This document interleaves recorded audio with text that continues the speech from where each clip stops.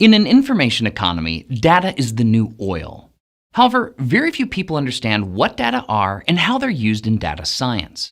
As a result, many of us will likely be left behind during the next industrial revolution, a data science revolution.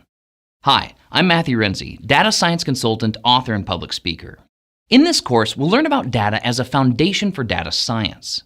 We'll learn what data are and why they're important, the types of data we encounter in data science, how we store and represent data in computers using data types, how we organize, query, and analyze tabular data, and the data lifecycle from raw data to actionable insight. There are no prerequisites or required software for this course. We'll keep everything in this course as simple and easy to understand as possible. By the end of this course, you'll understand data in the context of data science. This foundational knowledge will help you to understand all of the concepts in the remaining courses on data science. So please join us today to begin your data science journey with this introductory course on data for data science.